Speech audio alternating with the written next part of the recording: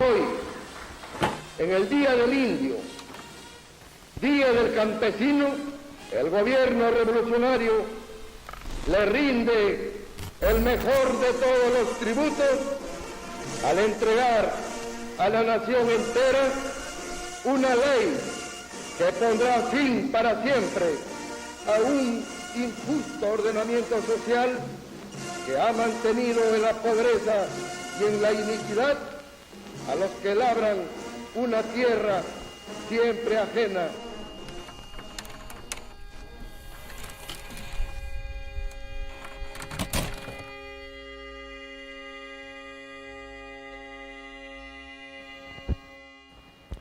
En este continente, como en todos los continentes, han habido pueblos que han nacido y han crecido y han florecido, ¿no?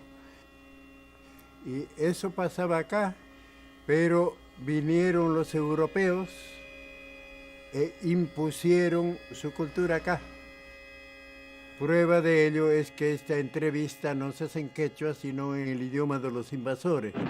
En 300 años de colonia, toda esta raza fue casi exterminada y los sobrevivientes convertidos en mendigos. Le debo dar la cifra bien conocida de que al comenzar la conquista hay en el Perú aproximadamente 15 millones de habitantes y al terminar la conquista, 50 años después, la población había sido reducida a 1 millón. El ordenamiento colonial fue establecido por Toledo, un virrey muy importante en el siglo XVI. De acuerdo a sus reglas, el Perú estaba dividido en 2 esferas. Una esfera que él llama república de españoles y una segunda, otra república de indios. Para cada una había leyes y obviamente los indios tenían la carga, ¿no? La peor parte. A los negros y a los indígenas se les consideraba subespecies. Al dueño de la tierra, designado por el rey de España, tenían que trabajarle la tierra gratuitamente, por la gracia que les daba de trabajar una parcela para ellos. ¡Por el rey! ¡Por el rey! ¡Por el rey!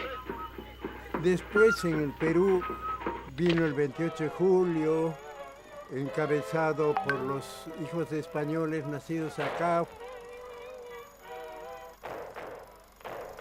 Fuimos libres e independientes, pero el sistema semifeudal continuaba. ¿Cómo se funda esa república? Sobre un punto de vista capitalino de poder central, sin mujeres, donde hay esclavitud, controlado por hombres racialmente blancos o criollos blancones. Entonces es un país fundado sobre una minoría que representaría, calculo, el 3% de las personas.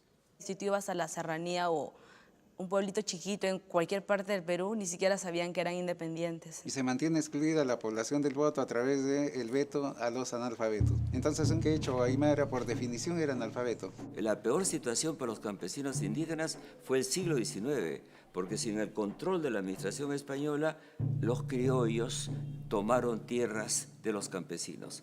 Lo que empieza a hacer los grandes hacendados es ir avanzando sobre las comunidades campesinas, las comunidades de indígenas, incorporándolas dentro de la hacienda. Amaya, papacito, amaya. Entonces lo que antes era tu tierra, como nadie no estaba inscrito en ningún registro, ahora era del hacendado, pero para poder usarla tú tenías que trabajar para él.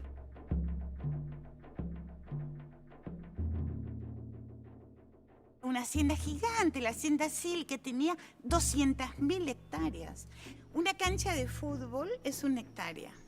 Entonces, si tú te imaginas 200.000 canchas de fútbol, te imaginas el tamaño de Silque, ¿no? Las clases altas peruanas, todavía durante el siglo XIX, se sentían españolas y hasta muy entrado el siglo XX. Yo me apellido Petrozzi, así que muy español no soy, pero me siento español por ser peruano.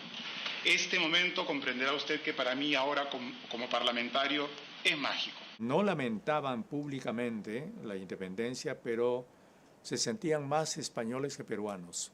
Nosotros admiramos y apreciamos España, nos sentimos desde el Tratado de Tordesillas españoles, claro, toda América debió ser española. Yo personalmente me siento muy ligado a España. La oligarquía peruana piensa el problema del indio en términos de la solución es la desaparición de los indios. Unos apuestan a la desaparición biológica por la vía del mestizaje.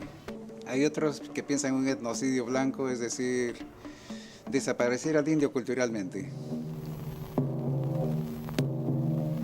Y tengo a todos estos indios que me quieren y respetan. Porque a cambio de su trabajo yo les he mejorado la vida. No veo cómo. Les he enseñado a defenderse del engaño, engañando antes. O sea que los he civilizado. A comienzos del siglo XX empieza una de las operaciones más espantosas de genocidio, que fue la explotación del caucho. Se regala la Amazonía a los caucheros, que esclavizan a los indígenas sin ninguna protección de nada. Nada, simplemente es una matanza terrible, el peor momento para los aborígenes de la selva en el Perú.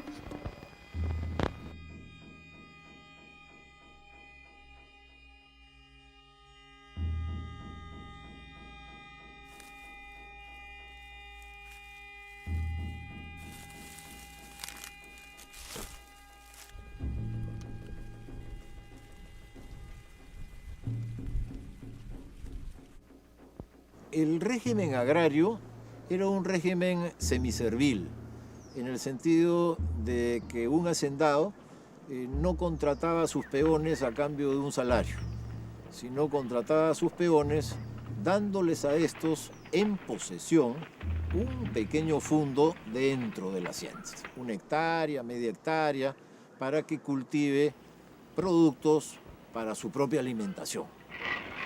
Y a cambio de ello, está obligado este peón y su familia a trabajar un número de días en forma gratuita en las tierras que dentro de la hacienda el señor había reservado para sí. ¡Vamos! ¡A levantarse! ¡Todo el mundo a trabajar! ¡Vamos a trabajar todos! ¡Vamos, Araganes! ¡Levántense! ¿Esta agua es para ellos? Sí, pero he llegado muy temprano. El contratista no quiere que tomen agua antes de la 1. Y entonces yo tenía sobre los 30 días de trabajo del mes, 18 días trabajar gratis para el hacendado, y 12 días para la tierra que me había prestado para alimentar mi familia. El trabajador era muy explotado, ¿no? Tenía que ir a ganarse el jornal desde las primeras horas de la mañana hasta las últimas horas de la tarde, ¿no? Tienen que cortar 2 surcos más para completar la tarea. No puede ser.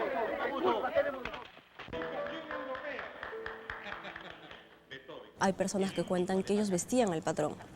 Le ponían el zapato, le alcanzaban la ropa. Había un tipo de esclavización de indígenas, ¿no? O sea, no había un sustento legal a eso, pero los indios eran parte de la propiedad.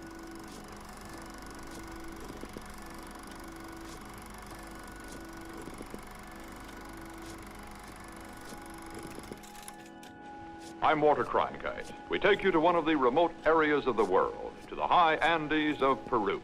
Not far from this hacienda are many others, where the Indians with the same heritage are serfs, willing to bow down their heads in submission to the man who owns or rents them. Cuando ya nacías, ya pertenecías a la hacienda. Que el hacendado les daba mucho trago a la gente o a veces les pagaba con aguardiente a los campesinos, de manera que había una cultura bien fuerte del alcoholismo como forma de vida y como forma de explotación, ¿no? Lo que hacía el patrón era entregarles no dinero, sino un bono, digamos, para adquirir alimentos o productos en la tienda del patrón. Entonces el señor tenía sus tierras y su tienda. Aparece la figura del gamonal.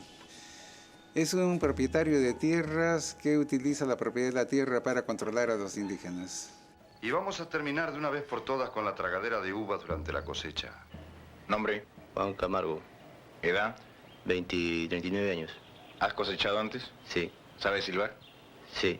A ver, silba. Pero al que deje de silbar... Juan, me lo despides enseguida.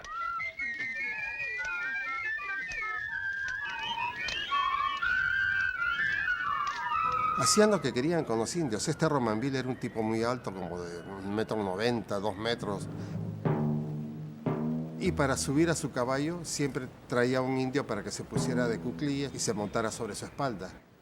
El señor Romainville fue a su hacienda o arquilla y todos los indios le dejaron las manos, como de costumbre. Según esta información periodística, una mujer no le besó las manos al patrón. Y el señor Romainville le mandó cortar el brazo.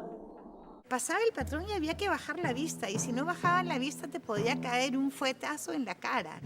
Agarraban el hierro candente con el que marcaban a las reses y le marcaban las nalgas a los indígenas. Estaba convencido de que intrínsecamente, biológicamente superior al indio. Y esto también es interiorizado por la propia población indígena, que termina asumiendo como verdadero este discurso.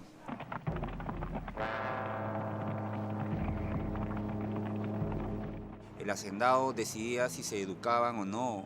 Los padres, haciendo modos posibles, educaban ocultamente nomás. La vida era triste en esta zona. En las haciendas pasaba que los hombres, por ejemplo, podían tener relaciones sexuales con las indias, con las indígenas allí, y sin que eso se viera ni siquiera como una violación. Yo tengo, por ejemplo, tías abuelas que han tenido hijos de su patrón. No podían hacer algún tipo de denuncia sobre los maltratos que recibían en la hacienda, porque ellos decían el hacendado o el patrón tenía comprado de las autoridades, o eran sus familiares, o eran sus amigos, o tenían una alianza.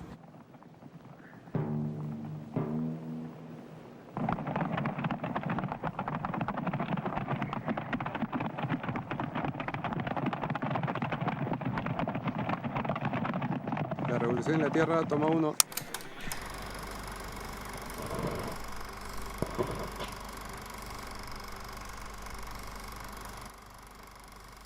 El cine adquiere su popularidad y se extiende de una manera muy rápida a comienzos del siglo XX porque el público lo que quería era ver lugares exóticos, remotos, lejanos. Entonces el Perú se convierte en un espacio que podía ser recorrido para encontrar lugares remotos, exóticos y sobre todo una geografía muy diversa, ¿no? El cine es un creador de imaginarios. Y eso lo vio muy claramente el cine de Estados Unidos, cuando construye su propia historia del país a través del western. Es una visión ideologizada, idealizada, ¿no es cierto? Pero es una visión. Cuando uno ve Luis Pardo, es el bandolero mítico. La película está ambientada en la Sierra Norte del Perú.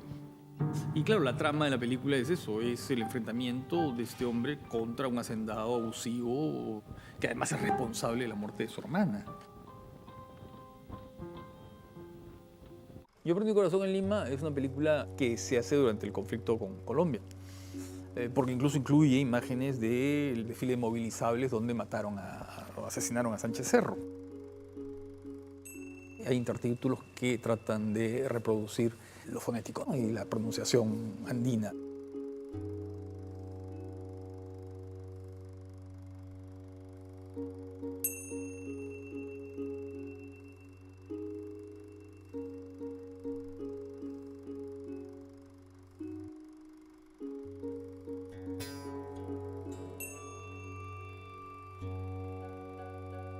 Se cree que los indios no tienen cultura, que son bárbaros, que tienen una inferioridad mental y expresiva notables al lado de los blancos europeos. Yo nunca he creído en eso, porque conozco a mis hermanos de raza y a los otros, pero me parece que más elocuente que una opinión son los testimonios gráficos y por eso he emprendido esta tarea. Me siento como representante de la raza. Ella habla en mis fotografías. Helas aquí. Chambi, porque era del lugar, porque era indígena, él mismo tenía acceso a ese tipo de mirada. Y entonces construyó todo un imaginario indígena que no existía en el Perú hasta entonces. Sus primeras fotos, las fotos iniciales de los años 20, 30, se remontan a ese personaje del campo, a ese trabajador de la tierra, a esos bailarines, a esas festividades religiosas. Tanto al indio como al señor de la calle, de la ciudad, los retrataba con igualdad. Los llevaba al estudio, les ponía las mejores luces, les ponía sus mejores trajes.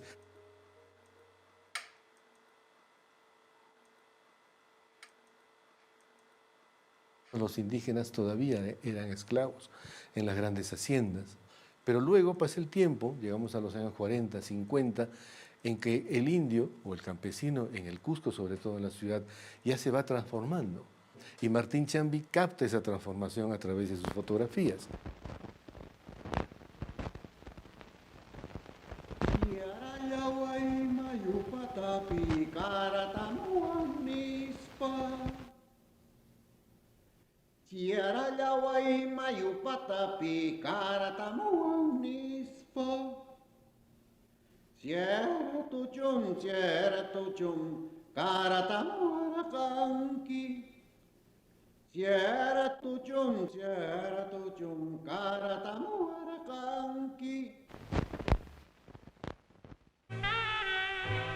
Manuel Escorza, escritor peruano, es el consagrado.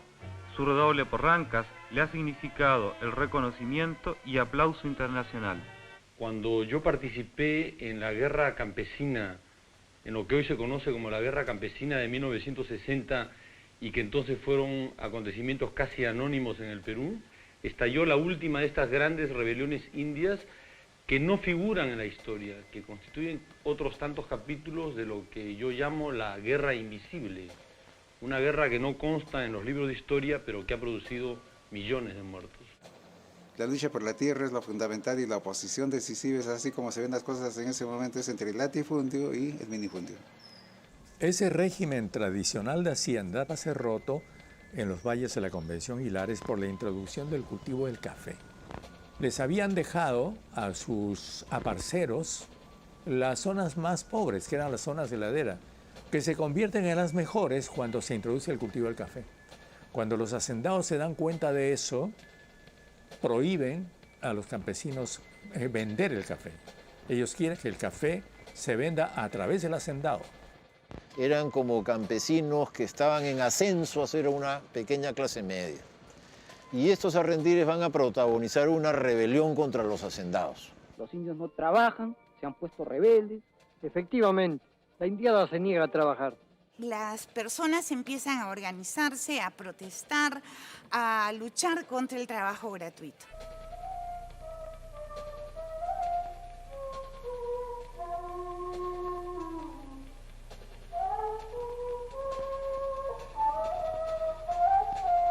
Y todo Lima estaba sorprendida de estos acontecimientos, porque eran movimientos campesinos muy hábiles, evitaban el enfrentamiento con la fuerza, lo cual es lógico, y tampoco utilizaban la violencia.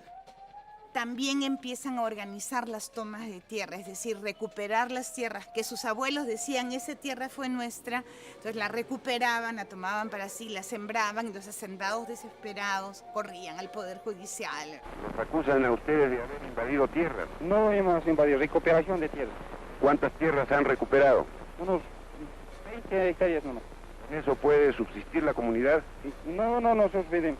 ¿Cuánto necesitarían para alimentar a toda la gente de la comunidad? Unos 200 hectáreas más. Y dígame, señor Villavicencio, ¿por qué no aguardan a la reforma agraria para resolver el problema? No podemos esperar. Varios diputados precedentes nos engañan. No estamos asegurados. El tema de reforma agraria se está discutiendo desde el 50. En el 55, con el propio Prado, que era parte de la llamada oligarquía, dueño de bancos y tal, se forma una comisión de reforma agraria, la Comisión Beltrán, que recomienda hacer una reforma agraria, incluso recomienda que no haya en tierras privadas de más de 200 hectáreas, ¿no? Hoy en día hay de 85.000. Vea, respecto a los hacendados hay que hacer un distingo entre los hacendados de avanzada y los retrógrados. Los primeros quieren una auténtica reforma agraria, los segundos no quieren reforma agraria, persisten en un feudalismo agrario en el departamento y en el Perú. Nosotros hemos tenido que rebelarnos, ¿no? Aquel año, de noche nomás se hacían las reuniones. ¿Por qué? Porque si el hacendado se enteraba, en todo caso ya pues era terriblemente, ¿no? Sancionado, votado, no sé, en fin, hasta muertes había, pues, ¿no? habían ido un policía y el hacendado a capturar al secretario general del sindicato. No lo encontraron a él, encontraron a un niño. Entonces le preguntaron al niño, ¿dónde está tu papá? Y el otro dijo, no sé. ¿Cómo que no sabes? El hacendado le pidió el arma al guardia y con el arma del guardia le amenazó al niño. Le dijo, si no hablas dónde está tu papá, te mato. Entonces el chiquito se puso a llorar, entonces le metió un tiro, lo hirió al niño, ¿no? Nos dirigimos a la hacienda esa, pero antes había que pasar por un puesto en la Guardia Civil, ¿no? Entonces yo me acerqué y le dije, señor, deseamos hablar con usted. Pase, me dijo, me hizo sentar. Y le dije, ¿sabe que en la hacienda Cayara ha sucedido esto? Y como ese hacendado anda armado, venimos a llevarnos las armas de acá. Mientras le decía eso, sacaba el revólver y lo amenazaba.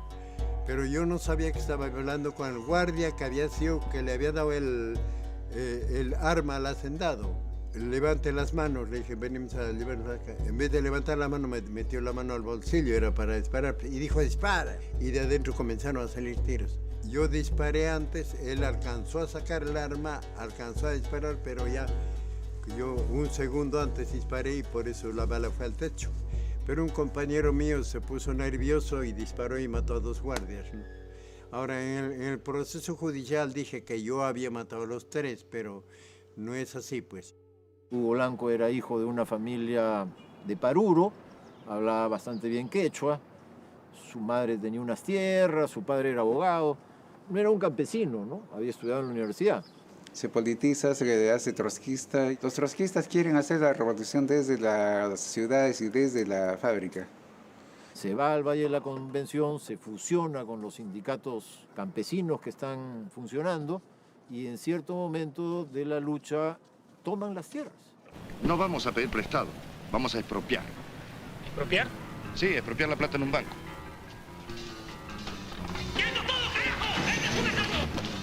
Esos compañeros de Felipe de Gregori, que corresponde al asalto al Banco de Crédito de Miraflores por este grupo trotskista, ¿no? ¿Ya sabes qué son, de qué tendencia?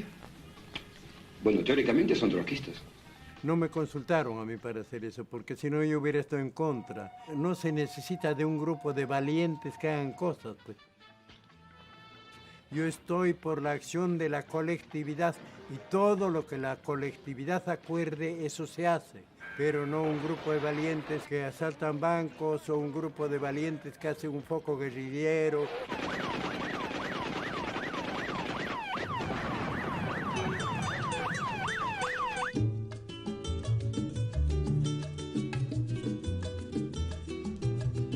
Pensar que este tiempo, los años 60, es el tiempo también de toda una temática revolucionaria en América Latina. En Cuba pues hubo una revolución, ¿no?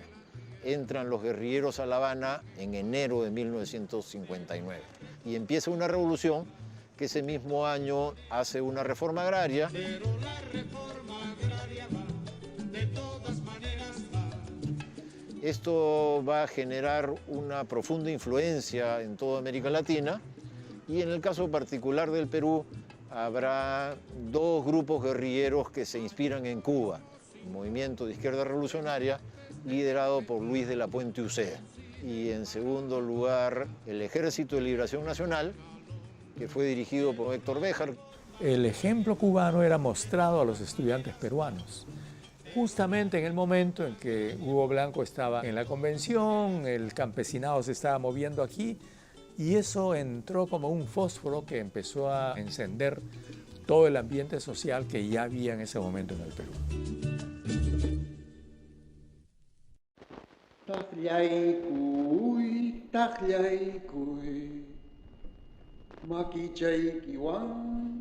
Y ahora cuando pienso, digo, ¿cómo he podido sobrevivir? Porque bajo la lluvia, en las tempestades, bajo granizo a veces, en los pantanos de la selva.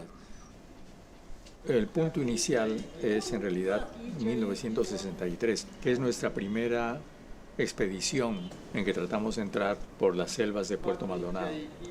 En esa operación es que perece Javier Heró. Javier fue todo un símbolo para nosotros. Es conocida su capacidad poética. Escribía muchísimo. Javier tenía un diario, sus últimos poemas y su diario, que debe estar en algún archivo policial. ¿Por qué pierde la guerrilla? Porque nosotros mismos no conocíamos el país. En primer lugar, nosotros pretendíamos ser iguales a los campesinos, pero los campesinos no nos veían como iguales. Los campesinos nos veían no como patrones, pero sí como gente superior. El ejército los tenía infiltrados y apenas empiezan las guerrillas, el ejército hace una ofensiva y en unos 6 meses termina con ellos. Son derrotados rápidamente, en un semestre están aplastados, pero indirectamente van a tener un impacto sorprendente sobre los oficiales. La reflexión sobre las guerrillas del 65 conduce a reforzar un pensamiento reformista dentro de la Fuerza Armada.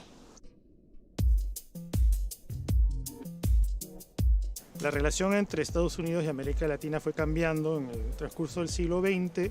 Entra Kennedy, empieza su mandato en enero del 61, y Kennedy era para los demócratas un progresista, y dice, bueno, vamos a ocuparnos de América Latina.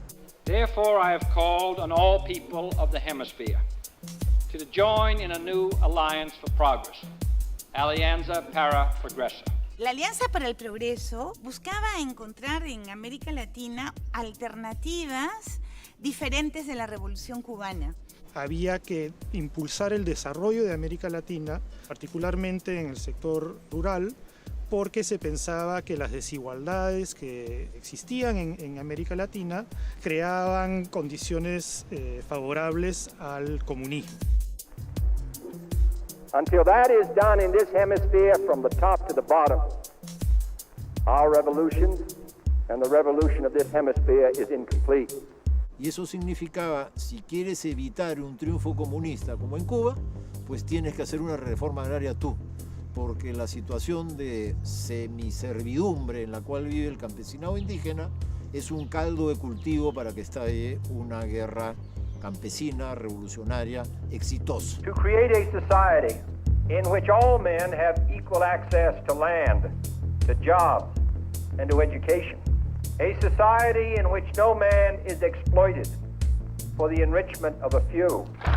Estas cosas deberían estar al alcance de todos y no limitarse a unos pocos afortunados. While this Indian farmer is one step up from the bottom of a ladder 400 years long, its immediate neighbor is at the top of it and always has been. In a grove of citrus trees, kept alive by irrigation, is the Hacienda Juando, owned by one of the oldest and richest families in Peru, the Gruñas, spelled G-R-A-N-A. They go back to the Spanish conquerors. A great-grandfather signed the Peruvian Declaration of Independence from Spain. They are in farming, banking, real estate, textiles, insurance, and almost everything else. They are cultivated, hospitable, attractive people.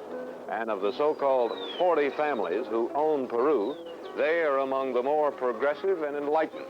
They are even willing to do a little something to save the country from a Castro revolution. But they are uncertain of what or how. Unlike other oligarchs, they are able to understand in a vague way what it means to Peru and to them. My name is Fernando Graña. I am a Peruvian. I live in this state called Huando, and I would like you to share my impressions, if you come with me.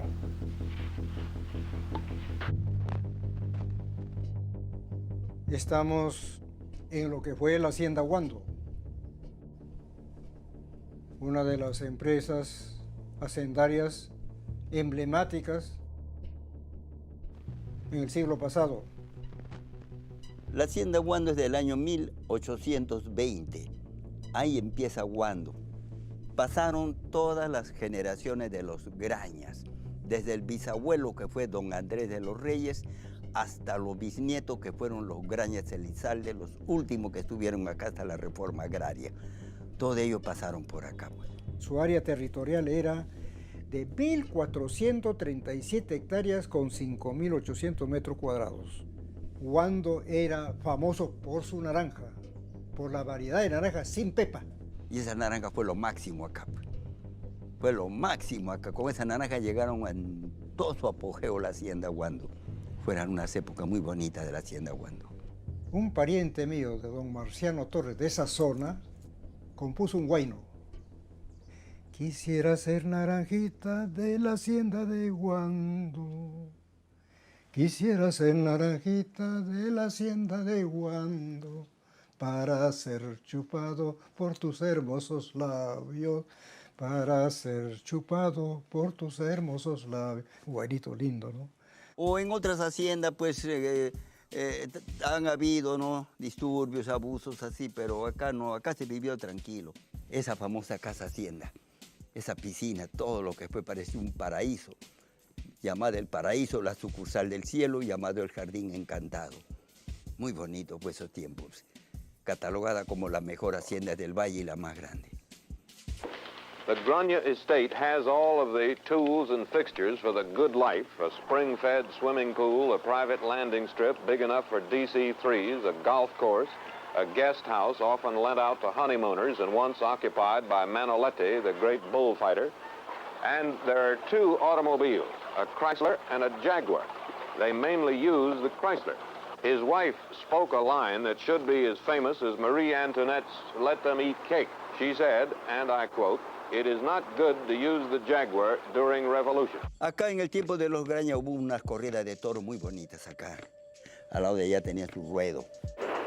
He's a mean one, but I like him to be. That's what I breed him for. Hey, come on. Hey. Tenía unos caballos de paso lindísimos, ganadores de premio. Palomino, Gitano, Cascabel, Jazmín, Sol de Paiján, Rubí, unos caballos ganadores de premio. This is Peru in the 20th century, but it could easily be Spain in the 18th. Huando, the whole estate, is like an early American company town. 2,500 people live on it. There are stores, a medical clinic, 300 houses, a power plant, its own herd of prize cattle to ensure good milk for the children, and Grania owns all of it. He leases out the stores, but he controls their prices. Don Fernando Graña fue un verdadero chalán. Muy bonitas esas épocas de la poderosa familia Graña.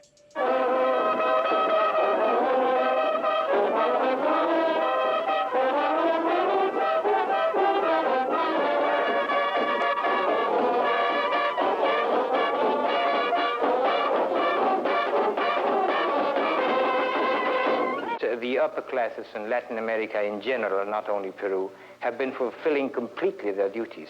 Let's admit it flatly. They have not done all what should have been done. But, and this is a very important but, nowadays there is a feeling in everybody, in all the upper classes, that you can say that the great majority, 90% of them, are absolutely conscious that something has to be done and done quick. The trouble is that the other side is moving to do something faster than Grania's side is.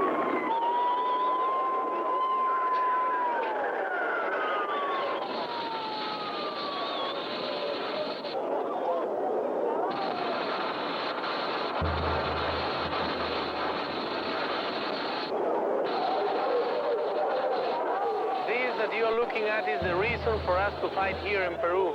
The 60% of Peruvian children who are born die, and that is an accurate date.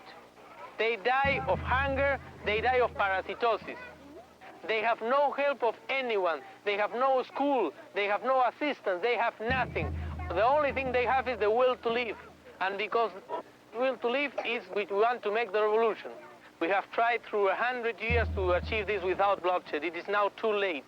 We don't believe that President Kennedy means anything new in the policy of the United States of America. The revolution is very near. The revolution is knocking at our door. We are going to make the revolution for the people of Peru, regardless of the lives of those who are exploiting them. Les decían, si no hacen una reforma agraria se va a venir una revolución, los van a colgar de los postes eléctricos a los hacendados y va a haber una revolución. There is an honest desire to improve those conditions, and that those who have to do it are precisely the ruling classes.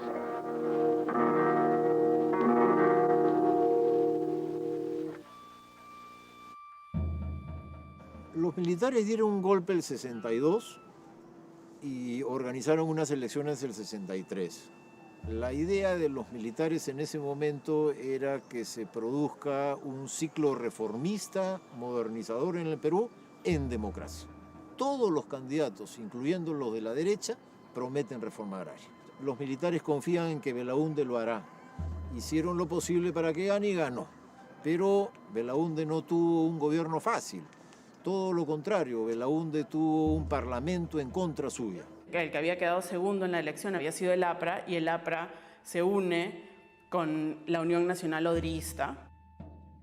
Bloquean todas las reformas de Belaúnde. Y en ese sentido, la reforma agraria de Belaúnde, que se promulga el año 1964, pues decepcionó a todo el mundo y finalmente pasa por una reforma agraria sin mayor trascendencia.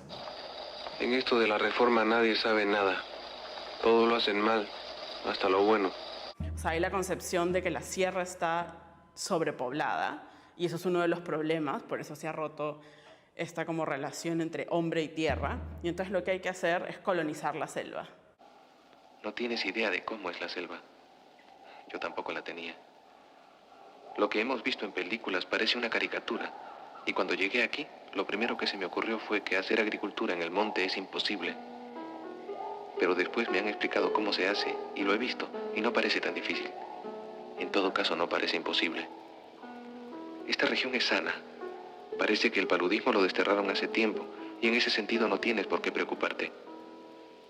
Creo que no tienes por qué preocuparte en ningún sentido, ya que las cosas de lejos se ven mucho peor de lo que son. Cualquier cosa que te diga es poco para que te formes una idea. Al avanzar por la carretera o por una trocha, parece que tuvieras a cada lado una muralla verde. Una película como La Muralla Verde está hablando muy claramente de esa experiencia, ¿no? Está hablando de la experiencia del estar ahí y el tener que trabajar en las condiciones más duras, ¿no? Y tratar de sobrevivir en esas condiciones y de negociar con las autoridades, ¿no? Porque durante toda la película el personaje, que está encarnado por Julio Alemán, está tratando de conseguir títulos, haciendo trámites, ¿no es cierto?, ante diferentes organismos del Estado. Vengo a pedirle que me dé informes sobre la colonización de Tingo María. ¿Es usted periodista? No, estoy interesado en irme a vivir a la selva como colono. Tome asiento. Tenga esta copia de la reglamentación de tierras de montaña. Léala y después saque un viaje pingo. Y lo que muestra la película es la impotencia de este personaje, porque no consigue nada, tiene que estar enfrentado a una burocracia que es absolutamente indolente. Una película muy autobiográfica, porque Armando con su familia se habían ido de colonos a Tingo María. Y era basada en su experiencia, aunque con algunos añadidos de ficción que no habían sucedido en realidad. ¿Y qué? Este país no lo entiende nadie. Ya estás con el país otra vez. Y Robles Godoy sí es la entrada de la modernidad en el cine, porque Robles Godoy se propone hacer un cine de autor, que era un poco, digamos, la palabra de orden de esos años. Él llega con esa convicción, que tiene un mundo personal y que tiene un estilo personal. Y ahí viene esa modernidad que comienza a incorporarse en el cine peruano desde el punto de vista del estilo, pero también respecto a los espacios y a los lugares que muestra. Por ejemplo, Residencia de San Felipe, que es esta construcción hecha por Belaúnde en el primer gobierno y que es un poco el símbolo de la modernidad en ese momento, o el aeropuerto internacional Jorge Chávez.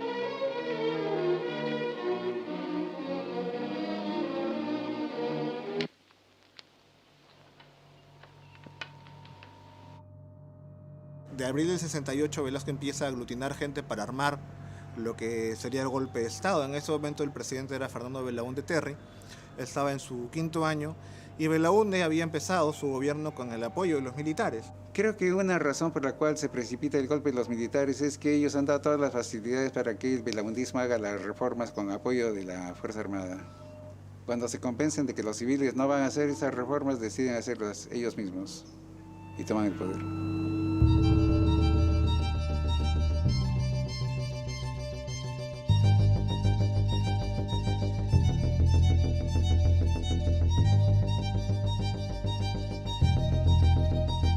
Según el propio testimonio de Belaúnde, él se acuesta temprano, seguramente con su pijama, y alrededor de las 2 de la mañana es su hija quien lo alerta de que escucha tanques. Yo estaba en mi casa, descansando, y llaman por teléfono a esa hora, 2 de la mañana, decir, pero que me llamen esa hora. Ese general Velasco que te está llamando. Yo, por supuesto, me acerqué, era mi jefe. Morales, ¿cómo estás? Vente acá, a Chorrillos, acá, te estamos esperando. Pero me estaba ordenando una cosa. Velasco era el comandante general del ejército. Y entró este gobierno que muy pronto se declaró el gobierno revolucionario de las Fuerzas Armadas y con la personalidad fuerte de Velasco, ¿no? Velasco era un piurano, nació en el barrio pobre de Castilla. Se decía que eran de familia pobre, que su mamá tenía una chichería y tenía baja reputación. Y él se escapó muy temprano y se enroló aquí en Chorrillos como cadete militar. Tú ves que Velasco tiene 3 fechas de nacimiento oficialmente, 1909, 1910, 1911. Se aumenta un año para ingresar al ejército porque se le había pasado la edad. Era muy popular, en las clases populares peruanas instantáneamente se identificaran con ellos y lo llamaron el chino y lo querían mucho y gozó de un apoyo popular inmenso. Juan Velasco Alvarado dijo en una oportunidad en un discurso que cuando se encomendaron reprimir a las guerrillas, ellos lo hicieron profesionalmente, estaban preparados para eso. Pero dijo, vimos que los guerrilleros tenían razón porque la situación en el campo era inecua. Se necesitaban cambios de fondo, no era necesario hacer una revolución desde arriba para que no estalle una revolución desde abajo. Se notaba que había ciertas efervescencias sociales, ¿no?, que podían producir ciertos problemas en la vida normal del país y que en gran parte se justificaban. Grandes desequilibrios sociales. No es que la pesca de sorpresa el golpe de Estado, lo que la pesca de sorpresa es la ideología que trae este señor Velasco, porque trae una forma de pensar que no suena militar, suena casi a revolucionario de los tiempos. Eso desconcierta, en verdad. Desde el Salón Pizarro de Palacio de Gobierno, transmite Radio Nacional del Perú. Señoras y señores, el mensaje a la nación del señor Presidente de la República, General de División Juan Velasco Alvarado. Velasco da golpe con 5 generales más, con el del quinto. Y van a discutir, bueno, ¿y ahora qué vamos a hacer? Entonces Velasco saca su proyecto de ley, ¿no? Bueno, con esto vamos a expropiar la Brea Pariña, vamos a expropiar esto, lo otro. Y todos se le van en contra. Incluso la gente con la que él había dado el golpe. Él estaba solo en ese Consejo de Ministros. Tú ves exacta. Y dice, ¿este pata cómo va a hacer esto? Logra maniobrar para que la propuesta más radical gane. 6 días después del golpe, el 9 de octubre, los militares toman el complejo petrolero de Talara, la ciudad de Talara, que estaba en manos de la International.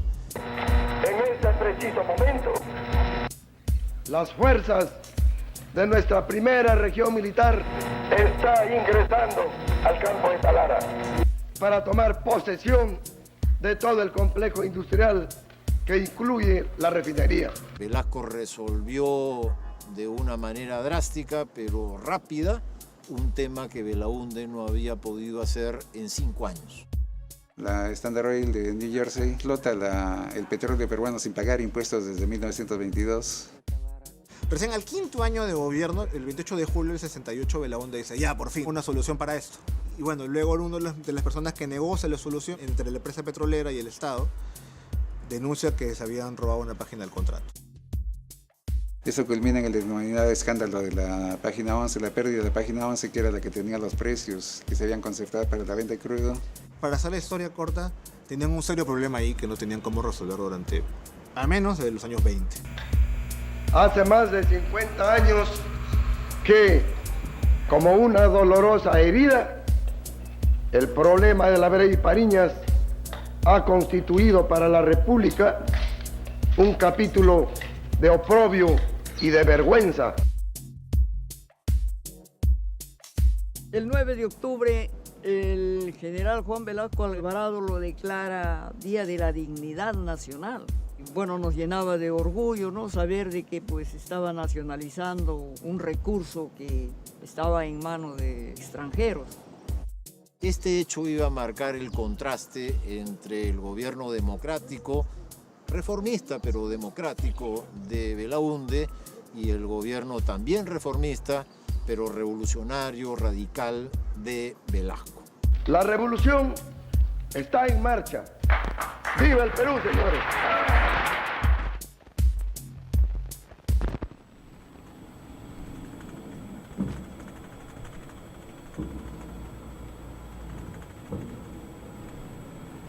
La revolución está en marcha. La revolución está en marcha, está en marcha. La revolución está en marcha. ¡Viva el Perú, señores! Las palabras no son solamente palabras, las frases no son solamente frases. Una de ellas es el término revolución. Es un término no frecuentemente asociado con la irrupción de militares en política. Y se inicia una fase muy importante en la historia del Perú de un gobierno militar de corte progresista, muy distinto de los que se dan en Brasil en 1964, en Argentina en 1966 y particularmente los gobiernos tanto chileno como argentino de los años 70.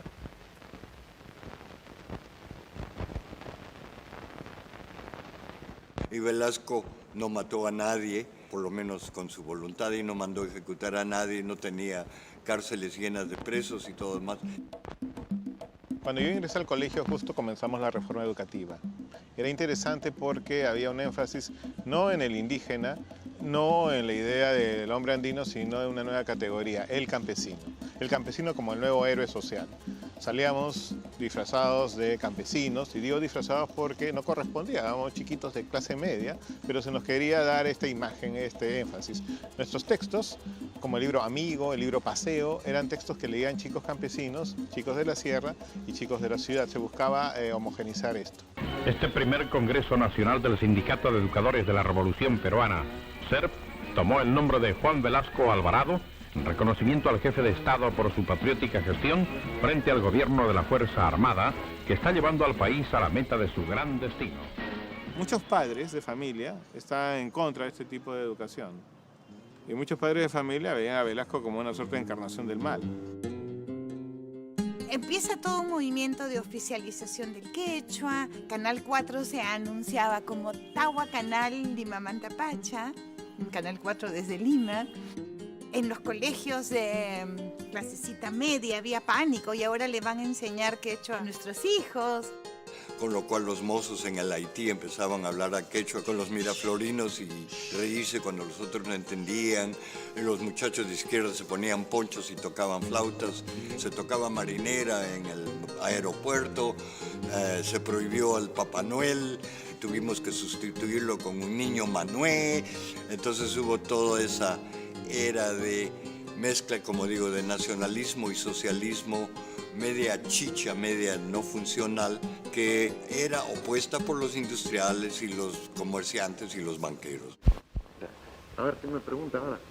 La Agencia Peruana de Noticias entrevista al presidente de la República, general Juan Velasco Alvarado. Velasco mismo era un criollo, ¿ah? Velasco no era un vernacular, digamos, ¿no? No hablaba quechua, no le gustaba la música andina. Era un criollo, era alguien nacido en Piura, se sentía popular pero costeño. La música que le gustaba pues era la criolla.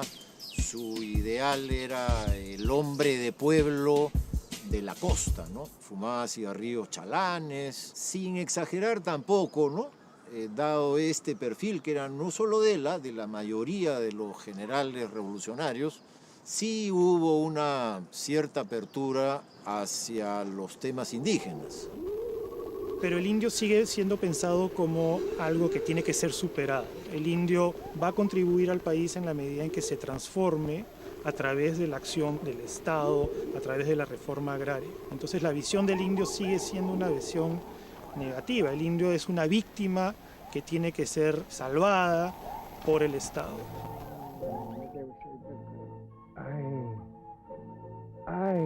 El impulso reformista de Velasco es muy fuerte al comienzo, ¿no? Si en 6 días nacionalizó la IPC, en 6 meses hizo la reforma agraria. Mi querido doctor Juan Augusto, ¿cómo fue la cosa? Mal. La muerte de la democracia. ¿Y nosotros cómo quedamos? Todas son presunciones. Lo concreto es que han expulsado a los gringos del International y parece que tienen un programa radical en cuestiones agrarias. Pero, ¿usted cree? Y la reforma agraria de Velasco no fue pues tímida y tibia como había sido la de Belaúnde, sino fue radical. A partir de este venturoso 24 de junio, el campesino del Perú será en verdad un ciudadano libre, a quien la patria al fin le reconoce el derecho a los frutos de la tierra que trabaja. Campesino, el patrón ya no comerá más tu pobreza. Yo era universitario en la época y nosotros creíamos que para hacer una reforma agraria en el Perú se iba a requerir un baño de sangre. Las bajas que ocasionaron los movimientos campesinos y la reforma agraria de acá no llegaron al centenario y fue una de las reformas agrarias más radicales de América Latina. Velasco va a tomar la decisión de empezar la reforma agraria por los fundos, por las haciendas más productivas, más modernas, más desarrolladas. Todo lo contrario a lo que había querido hacer la reforma agraria de Belaúnde. Esta, la de Belaúnde, había querido empezar la reforma por las haciendas improductivas, mientras que Velasco se dirige al corazón de las haciendas modernas, y en este caso eran pues las haciendas azucareras. Hicimos entrar al capitalismo de la pequeña propiedad a millones de campesinos que no tenían que ir a trabajar gratis para el hacendado para tener un pedazo de tierra. No se hace una reforma agraria, se hace una reforma laboral. Si alguien trabaja en el campo, para un agricultor tiene que ser pagado en dinero. Salimos de la Edad Media, salimos de la colonia.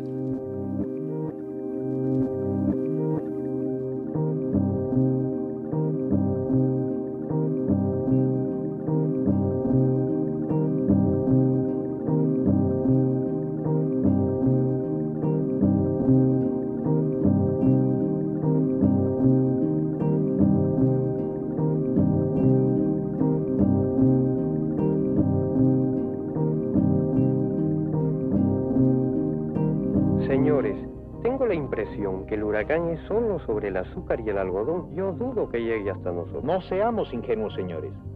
La afectación de vuestros fundos es solamente cuestión de tiempo. Hubo gente, los hacendados, que perdieron su tierra y era una tierra inmerecidamente ganada. Yo creo que ninguna persona tiene derecho a tener tanto en este planeta.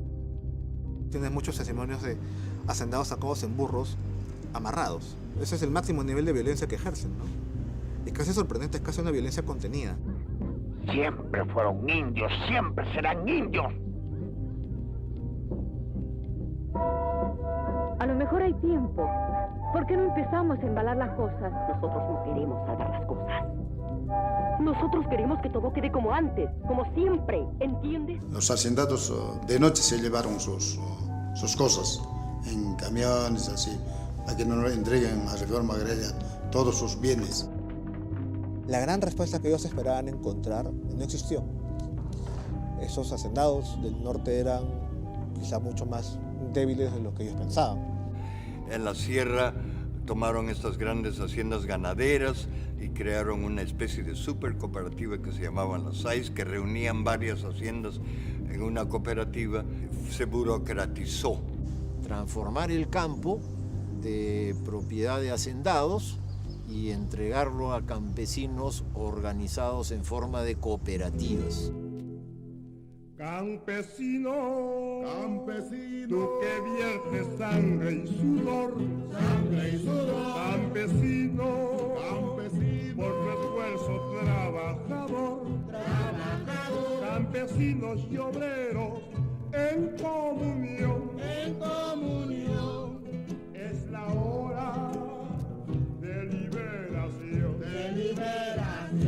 derrotaremos la oligarquía, el pueblo quiere revolución, ya la oligarquía. El pueblo grita revolución. Derrotaremos la oligarquía. El pueblo quiere revolución. Ya derrotamos la oligarquía. El pueblo grita revolución. Los 12 o 15 señores que antiguamente eran los caciques, los dueños de esos grandes complejos. Esos 15 ya no son 15. En Punta del Este se reafirmó que debería hacerse en los países subdesarrollados la reforma agraria. Nosotros en el Perú esta revolución está en plena ejecución en la reforma agraria. Está en plena ejecución. Ahora, las tierras, ¿quién las ha recibido? Las ha recibido el campesino, el gran campesinado que tenemos. Esos complejos azucareros se han convertido ahora en cooperativas. Esa es la idea principal de Velasco. Viene acompañada también en la ley por una segunda norma crucial, que es que las haciendas no serían gratis, sino que de acuerdo a un justiprecio, pues los campesinos tendrían que pagar en 20 años una deuda agraria a través de bonos que se le irían cancelando a los anteriores propietarios. La idea de la cooperativa es que se produce en común y las ganancias se reparten entre los socios. No solo el general Velasco, todas las reformas agrarias de América Latina propugnaban la creación de cooperativas como el modelo más humano, más amable que la hacienda capitalista. En los 10 años primeros de cooperativismo fueron muy fructíferos. Los beneficios del que gozaban los trabajadores, ¿no? Por ejemplo, tenía sus médicos, tenía asistente social, llegaban a tener su tambo cooperativo, bibliotecas, el agua gratis, la luz gratis, o sea, se gozó de 10 años de beneficios, ¿no? Aunque las metas y los objetivos planteados se vienen cumpliendo satisfactoriamente en forma masiva y acelerada, se han encontrado indiscutiblemente algunos obstáculos durante el proceso.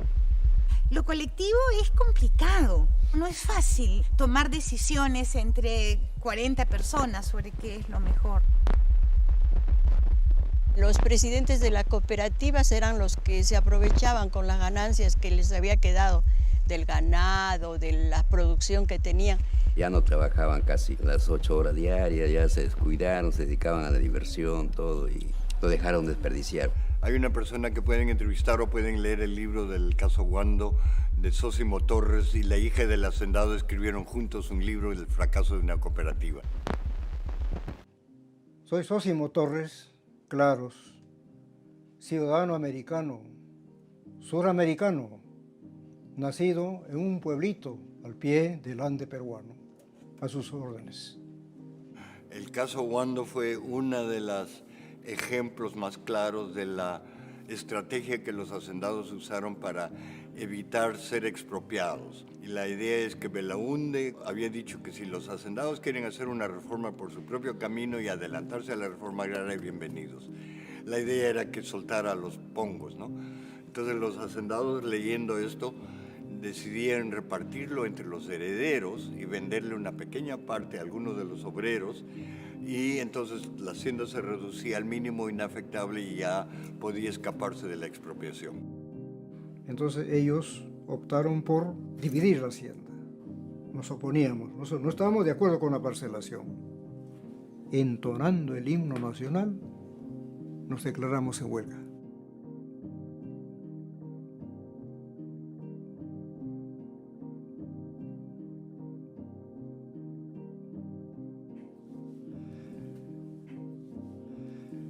En la era del general Juan Velasco Alvarado, las puertas del Palacio de Gobierno estaban abiertas.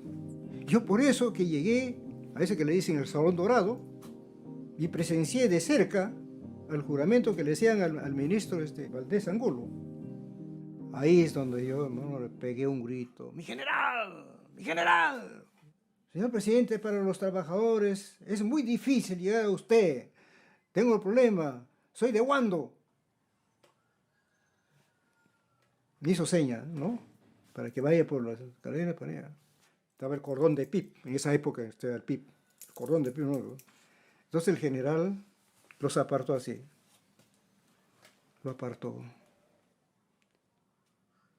y me dijo, y se expresó así: oye viejo, ¿tú quieres hablar conmigo?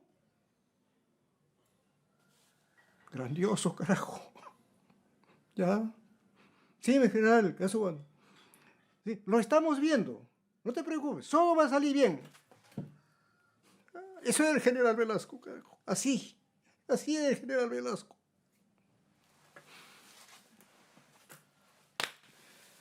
¿Eh? El problema de las parcelaciones por iniciativa privada es de todo conocido y obligó al gobierno revolucionario a tomar medidas correctoras al respecto.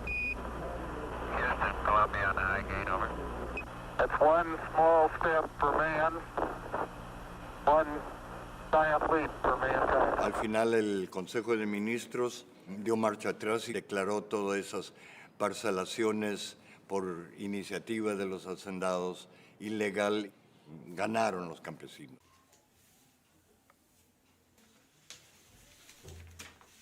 El 27 de julio del 74, que fue el día de la expropiación de los diarios, fui a ver Pat Garrett y Billy the Kid al cine Orrantia y pasaron un noticiario sobre Wando. O sea, se dividió el cine. La mitad del cine aplaudía y la otra mitad pifiaba, pateaba. Era una guerra civil, oye. Entonces, ahí no teniendo nada más que hacer Lograña, tuvieron que dejar sus tierras. Aunque hubo unos pequeños disturbios, ¿no? Por eso Velasco le mandó a la Fuerza Armada para que ponga orden. Todo se arregló y tuvieron que irse en paz. Se fueron los Grañas. Se fueron los Grañas.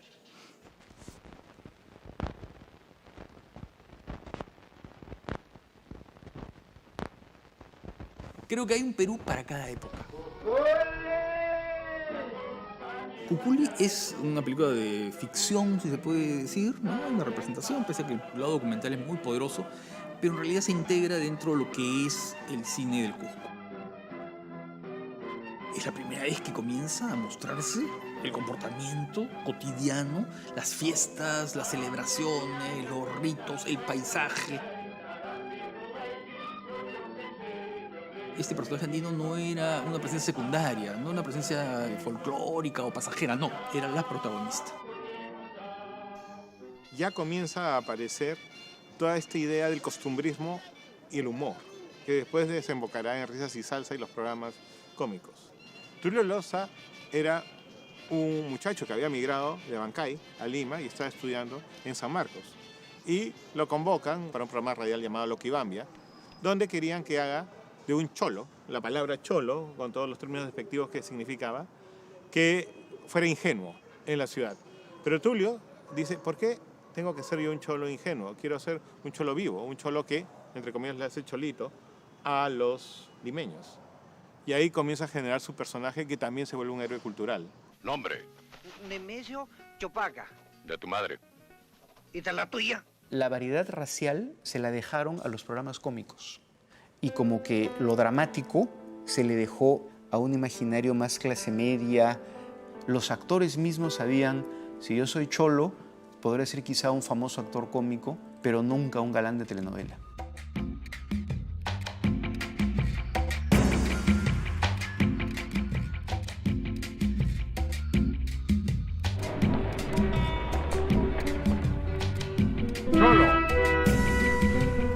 Entonces el cholo eso es muy claro. Sotil encarna muchas cosas. El famoso futbolista triunfador a un nivel planetario, después, en fin, va a jugar en el Barcelona, va al Mundial y qué sé yo. Se convierte un poco en la encarnación del provinciano triunfador. Pero fue una película importante porque, claro, era un poco sintonizar con un público que vivía con esta fantasía, ¿no es cierto? La fantasía de esta reivindicatoria de un provinciano que podía ser exitoso a nivel internacional. En Venecia, para tomar un taxi, tuve que sentarme a orillas del mar. Cuando los militares de la época discutían cómo transferir el poder y a quién, había un consenso entre ellos. No entregarlo a la oligarquía, porque si no, la revolución militar no hubiera tenido ningún objeto. Había que entregarlo a la gente, al pueblo. Pero el pueblo no estaba organizado para eso. Con ese objetivo se creó una organización que se llamó el Sistema Nacional de Apoyo a la Movilización Social. Y yo formé parte del primer grupo del SINAMOS.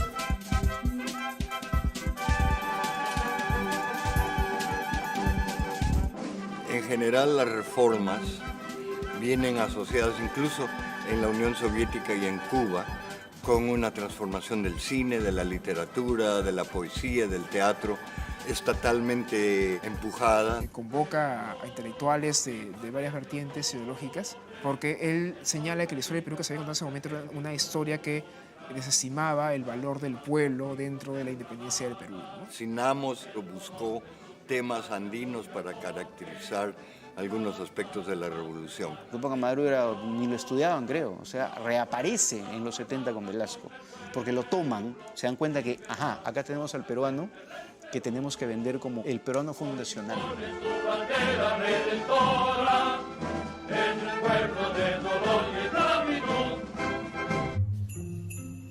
Héroe. Persona que se distingue por haber realizado una hazaña extraordinaria en la que muestra una serie de virtudes como la honorabilidad y el valor. Tupac Amaru se rebeló contra los españoles porque trataban a los indios como esclavos en las minas. Luego lo atraparon y lo torturaron. Le amarraron las piernas y los brazos a 4 caballos. Tupac Amaru cobra impulso, pero no el personaje histórico, sino un personaje hecho a la medida de la revolución. Lleno de músculos, rompiendo cadenas, o con el sombrero, que no estamos seguros que siempre lo usaba, que parecía de copa, o en el suplicio. Tupac Amaru reivindicado como el símbolo del nuevo Perú. Querrán romperlo y no podrán romperlo. Querrán matarlo y no podrán matarlo. Efraín Ruiz Caro era mi jefe. Entonces me dice, hay que hacer el logo de la revolución y de la reforma agraria. Bueno, ¿a quién ponemos? Bueno, hay una sola persona decente en el Perú. Digo, ¿quién es? Tupac Amaru. La única persona decente. Y lo podemos decir ahora que estamos llenos de corruptos.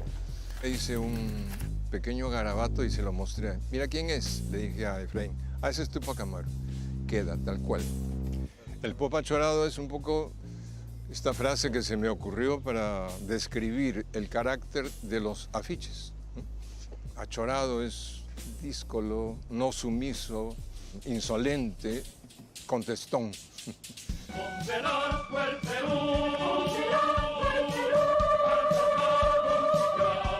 La imagen de Velasco comienza también a cobrar fuerza en la idea de este tipo de discurso enérgico y revolucionario, criticando a un pasado malo y definiendo un presente que va a depender de todos nosotros.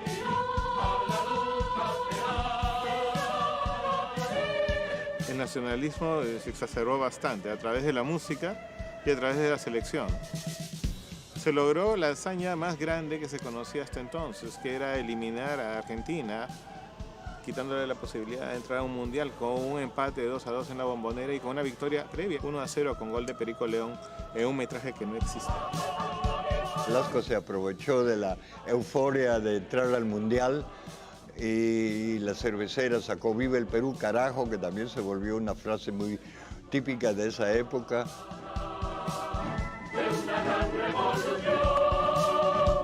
Es interesante también cómo Velasco se reúne con el equipo y le dice: no quiero más victorias morales. Porque la victoria moral es lo que nos ha caracterizado como nación. Es decir, la guerra con Chile está llena de victorias morales. Y cómo nuestro papel en México 70 exacerba también esta idea de nacionalismo. Entonces se puede decir que el nacionalismo está en toda su punta y Velasco supo aprovechar esto.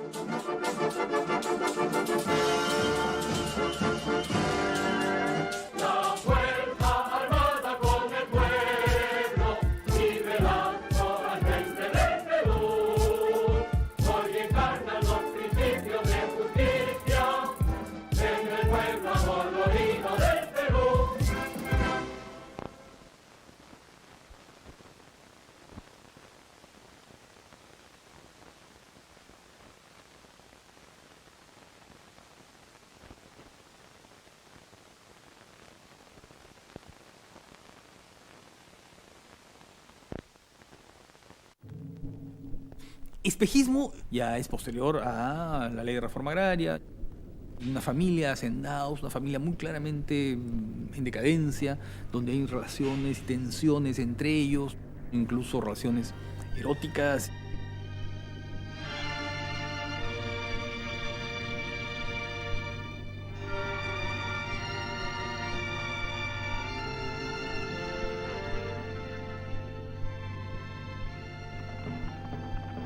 Es el espacio de los hacendados, pero después es el espacio vacío, que se supone que alude a la reforma agraria, y la migración hacia Lima.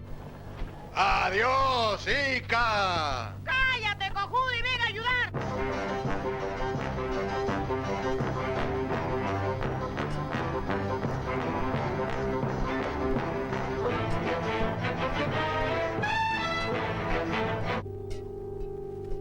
¿Quién es el hombre que corre?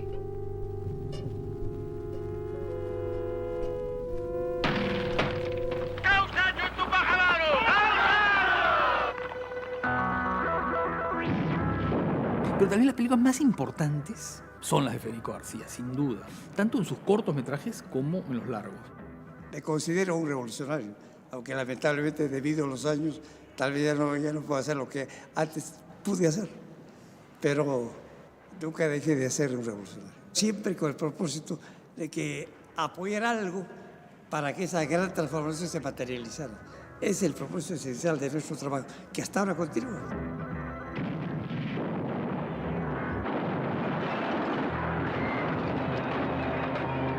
Y siempre dijimos que teníamos que hacer películas con temas políticos, porque para nosotros era mostrar esta realidad.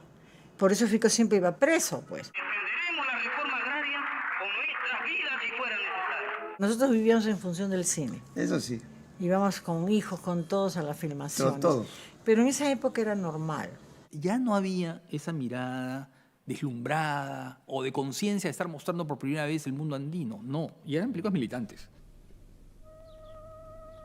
Runan Kaiku de Dora Izcue es una película muy importante porque es un documental que, claro, hace un poco la biografía de Saturnino Wilca, su memoria, sus recuerdos, las luchas campesinas. Juan Canes, Saturnino Wilca Quispe, dirigente campesino legítimo. Por lo pronto, yo personalmente estaba descubriendo un mundo y quería que los demás también lo descubran.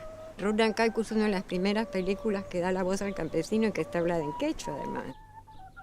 Saturnino Wilca fue una de las personas más inteligentes que he conocido en mi vida. Un campesino cusqueño que entendía el castellano, pero no le daba la gana de hablar castellano. Él cuenta que había ido como delegado de una comunidad al Cusco y escuchó decir a un blanco, si supieran que ellos podrían detener las haciendas no trabajando gratis para la hacienda a cambio de tierras, se venían abajo las haciendas, pero son muy brutos. Y él escuchó eso y se fue. Regresó a la comunidad y le dijo, hay que montar un sindicato. Saturnino Wilca. Este hombre hablaba muy bien. Dijo que los abusos eran nomás porque no había unión entre los comuneros y ofreció traernos. ¿Y qué podemos hacer? Hay que hacer un escarmiento, señores. Hacíamos una vida limeña, íbamos incluso al cine, y entonces cuando lo llevaba a una cobollada, me decía, estos indios no saben defenderse. Perdían siempre los indios, decía, no, nosotros hacemos huelga y ganamos.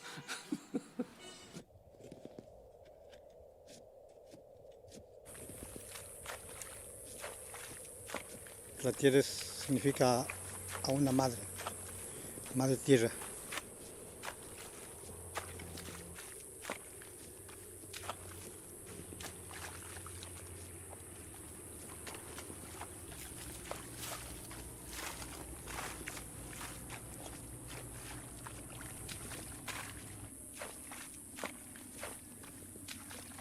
Una canción. Estoy enfermo, nada me duele, pero lo siento.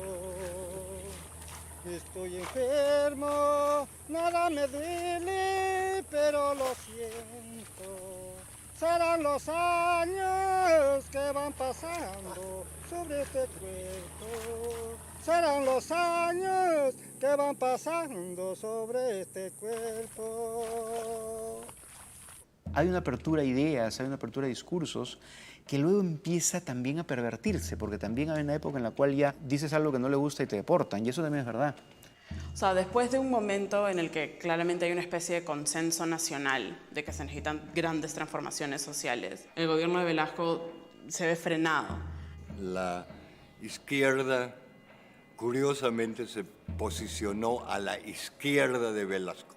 Pensaban de que destruyendo la reforma agraria de Velasco, ellos podían hacer la verdadera revolución socialista.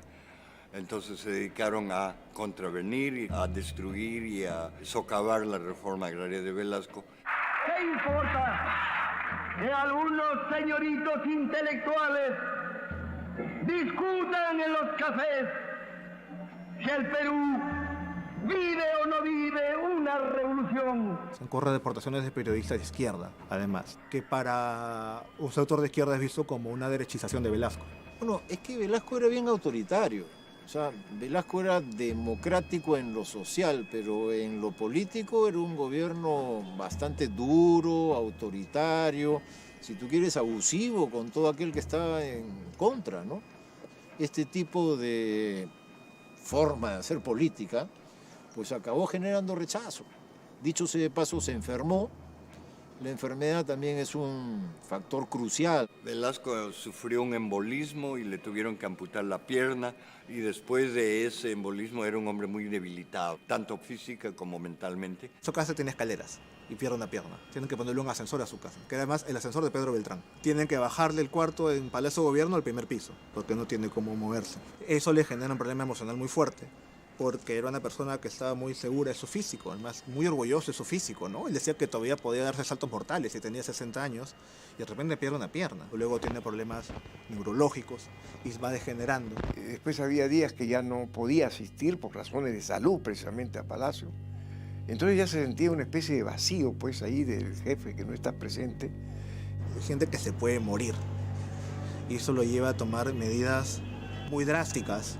El peor error que se cometió en la revolución militar fue la toma de los diarios, en general los medios de comunicación. Ese autoritarismo es el que finalmente lleva al aislamiento al general Velasco, porque, como es obvio, hay épocas de bonanza económica, época de crisis, y cuando le llegó la crisis económica, pues no tuvo armas políticas para sobrepasarla. La primera recesión lo tumbó.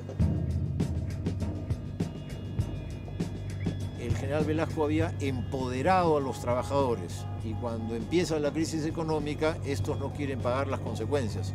Entonces hay mucha inflación, se desborda la inflación y la gente hace huelgas para que su salario no pierda capacidad adquisitiva. Entonces, en medio de huelgas de trabajadores, hubo una huelga crítica, ¿no? La huelga de la policía. Entonces se alteró la policía y se acorderó. Y vino todos los desmanes que son públicos, de asaltos a las tiendas, esto, el otro, hubo heridos y muertes, etcétera, etcétera, ¿no? Y como esto era la quiebra de la autoridad policial en la calle, pues tuvo repercusiones políticas tremendas que acompañaron a Velasco hasta el final de sus días, ¿no? Fue perdiendo liderazgo y surgen al interior del ejército una serie de tendencias que lo que están haciendo es luchar por la sucesión. En 2 oportunidades me dijo que él estaba muy fatigado, muy cansado y ya necesitaba un reemplazo. Y que había pensado que yo fuera la persona que lo reemplazara. Mi manifestación fue, yo no tengo ninguna ambición, ninguna ambición en general, ninguna ambición. Pero si usted lo cree conveniente,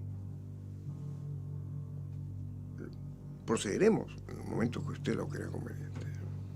Pero lo que ocurre es que Velasco hace eso, lo hace de manera privada y no le dice a nadie más y deja hablar del tema. Entonces, cuando deja hablar del tema,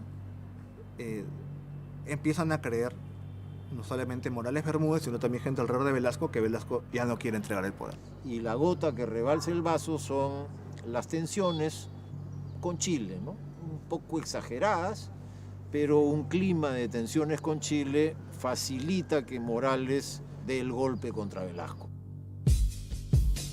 Yo tenía que elegir entre el general Velasco, a quien yo respetaba y estimaba, y lo sigo haciendo, y lo defiendo siempre, y el país que ya se hundía. Sí, yo sabía que iba a asumir un país en crisis. No para que me aplaudan ni nada por el estilo, sino para que me golpeen, porque manejar crisis te golpea a todo el mundo. De manera que había que tomar pues algunas decisiones que se tomaron. Desde el despacho presidencial en la Casa de Gobierno, donde ingresa el señor presidente de la República y jefe de la Revolución Peruana, general de división Francisco Morales Bermúdez Cerruti. Ocurre un golpe palaciego en el que es reemplazado por Francisco Morales Bermúdez. Morales Bermúdez es marcha atrás de todas las reformas sociales significativas que había puesto en marcha Velasco. Eliminan el Sinamos y claro, todo el mundo dijo que bacán porque esto era un sistema de control social, ¿no? Pero se eliminó el vínculo entre el gobierno y los pueblos rurales. Nombraron una comisión de liquidación de Sinamos. Filmaciones, encuestas, estudios, todo eso fue destruido. De manera que no quedase ni huella en la historia peruana de que había existido un experimento de ese tipo. De toda la parte artística, cinematográfica, quedan solamente las copias que tuvieron los que las hicieron, pero nada más. Los documentales o las películas también fueron incineradas. ¿Pero qué tipo de películas? Documentales sobre campesinos, etcétera, ¿no? Bueno, no tengo conocimiento de eso prácticamente, no me acuerdo por lo menos de una cosa, no me acuerdo. Esto sí. Bueno, en realidad nosotros tuvimos que robarnos los negativos de Cundurhuachana. Y claro, se dieron cuenta que yo me lo había llevado. Pero ya no podían hacer nada. Entonces nos fuimos hasta Buenos Aires manejando Fico el carro, ¿no? Ahí tuvimos que vivir en una laguna porque nos acusaron de comunistas. Vivimos en la laguna un mes mientras se procesaba la película y se hacía la primera copia.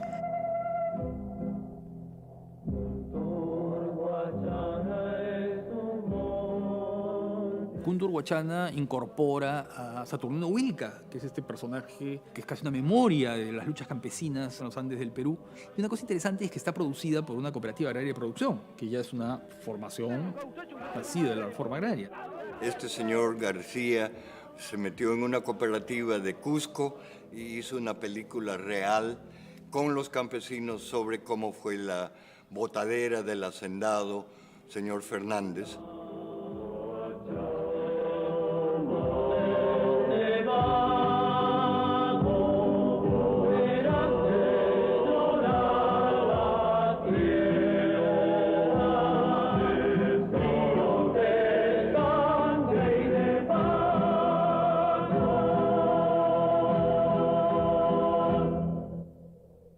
Velasco viaja a Houston para verse sus problemas físicos en general. El hijo, Juan, me cuenta que está con su papá en Houston y él empieza a ver a su papá llorar. Y lo que más o menos le dijo su papá mientras lagrimeaba era: yo entiendo que la gente que yo jodí me odia, ya, eso yo lo acepto. Pero lo que no acepto es que el pueblo no me haya defendido. Llama la atención cómo hubo ese apoyo masivo todo el tiempo, pero una vez que Velasco sale del poder, desaparece totalmente. Parece que hubo bastante contrapropaganda. Me parece que los medios de comunicación después se encargaron de hundir un poco la presencia de Velasco. Y Velasco muere realmente creyendo que lo que había hecho, más que fracasado, todo lo que había hecho y todo lo que le había implicado a él físicamente, no solamente las relaciones con su familia, le expropia además la hacienda a la familia de su esposa, la pierna menos, los problemas de salud, posiblemente morirse.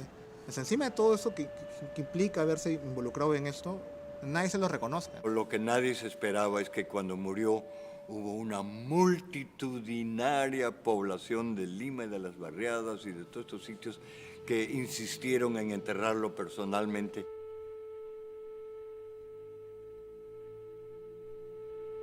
Cantidad de gente. Oye, yo he visto, hermano, yo lo he visto, cómo la gente ha rodeado en la carroza, lo ha abierto la carroza, han sacado el ataúd. Oye, lo levantaron así, arriba. Lo levantaron al aire. Y lo contuvieron. Seguramente es una de las 2 o 3 manifestaciones más grandes del siglo XX en el Perú.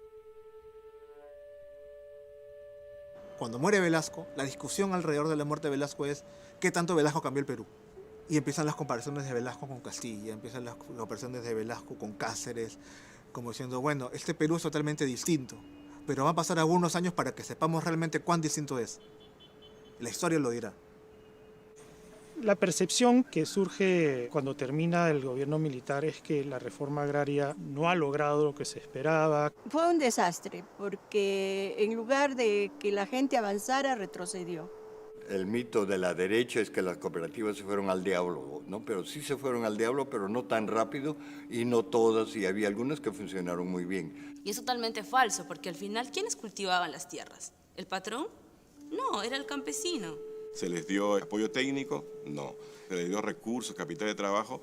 Tampoco. Entonces, ¿qué pasó con las tierras? Murieron, dejaron de ser productivas. Siempre se habla de que el campo falló porque las personas no estaban educadas, pero realmente lo que pasó fue que todo el país falló.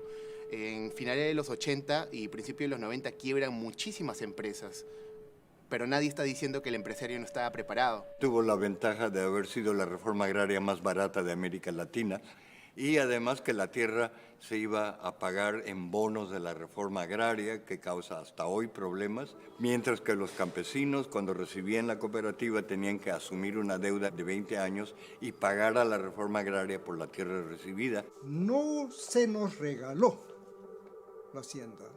Y el precio total que teníamos que pagar en 20 años era de 79 millones de soles. Velasco, dicho sea de paso, sí cobró la deuda agraria y es después, ¿no?, en época de Morales, que finalmente se deja de pagar la deuda agraria y por lo tanto hay bonos que no se han pagado nunca hasta el día de hoy. Si querías poner una industria, tú podías cobrar ahí sí los bonos inmediatamente. Quienes primero cobraron fueron los grandes industriales del país, ¿no? Los Romero, los Hildermeister y otros más. Nos dieron bonos, pero los bonos no tenían ningún valor. Los bonos perdieron valor con todas las crisis económicas y llegaron a cero, y los gobiernos subsiguientes prefirieron callarse la boca y no hacer nada. La hacienda no la perdimos, nos la robaron. Velasco y su pandilla. Tremendos pillos. De los 13.500 millones de soles oros que se emitieron, 11.000 millones de soles oros ya fueron pagados. Eso significa que el 80% del total ha sido pagado.